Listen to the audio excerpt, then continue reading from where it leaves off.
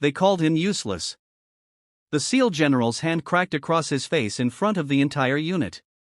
And yet no one expected what happened next. Because seconds later, the same ruthless general was on his knees, begging the weak soldier for mercy. This is the story of how a broken recruit shattered every limit, every insult, and every expectation, and forced even the toughest commander alive to rethink what strength truly means. They said Private Eli Garner didn't belong there. Too thin. Too quiet. Too slow. A soldier who froze under pressure and stuttered when spoken to. The other recruits whispered that he'd only made it into the elite SEAL training program because of a clerical accident. But Eli stayed anyway. Not because he believed he was strong, but because someone once believed in him, and he had promised he wouldn't quit. On the morning it all began, the recruits stood in perfect formation under the burning desert sun.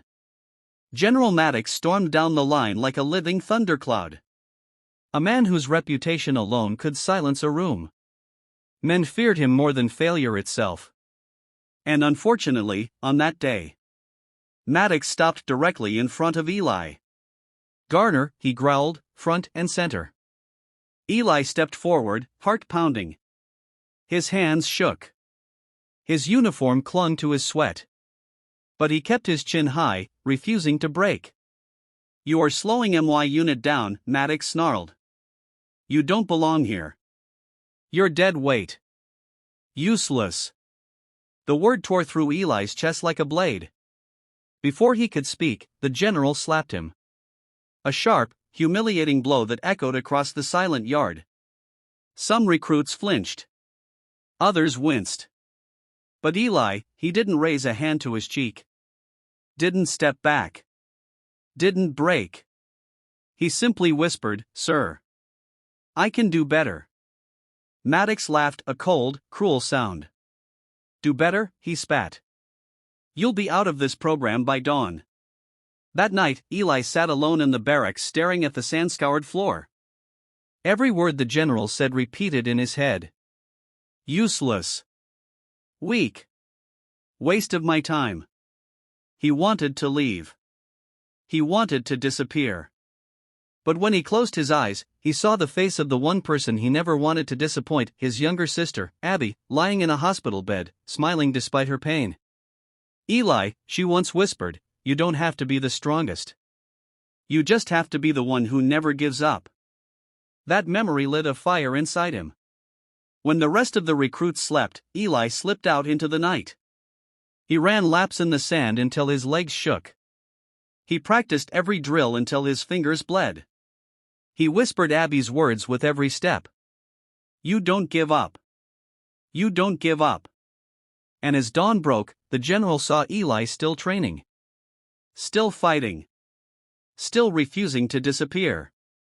And for the first time, Maddox's eyes narrowed with something that looked like curiosity. The next day's challenge was infamous. The drowning drill, a test so brutal, even experienced recruits feared it. A test Eli had failed twice. A test Maddox was sure would finally break him. The recruits lined up at the icy pool as the wind sliced across the surface.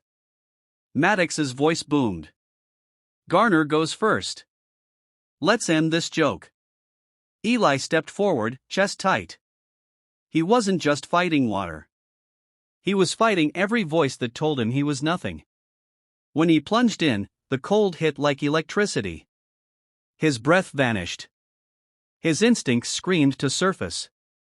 But he forced himself down. He kicked. He pushed. He fought. Seconds felt like years. His lungs burned like fire. From above, Maddox smirked. It was only a matter of time. But Eli didn't rise. He stayed under. 10 seconds past his previous limit. Then 20. Then 30. Recruits murmured. Instructors leaned forward. Maddox's smirk faded into disbelief. Because this time, Eli wasn't just performing a drill. He was remembering every painful year of being labeled weak. Every doctor's report about Abby. Every night he cried silently, wishing he could be stronger. Every promise he made to her. "I don't give up," he whispered in his mind. When he finally surfaced, gasping, the pool exploded in cheers. The recruits who once mocked him now stared with wide, humbled eyes. But the moment that changed everything came seconds later. Eli climbed out of the pool, wobbling, but standing. Standing stronger than he ever had in his life. General Maddox marched up to him. But instead of shouting, the hardened commander sank to one knee. Not in defeat. Not in humiliation. But in respect. "Garner," he said, voice trembling with something rare. "Honesty. I was wrong." The recruits froze. No one had ever seen Maddox bow to anyone. "You're not useless," he said. "You're the toughest soldier here. And the reason? You refuse to quit. You have what every warrior needs." Eli's eyes burned with tears he tried to hide. From that day on, he wasn't the weak recruit. He wasn't the mistake in the system. He became the soldier others followed. Because they knew his strength wasn't built from muscle, but from heart. His sister lived to see him graduate. And Maddox stood proudly beside him. Glowing star final inspiring message for the video ending. Sometimes the world will slap you, shame you, and call you useless. But strength isn't measured by how hard you hit back. It's measured by how many times you stand up after falling. Eli proved it. You can too. Never quit on yourself. Never quit on the people you love. And never forget. Even the strongest warriors are forged from the weakest moments.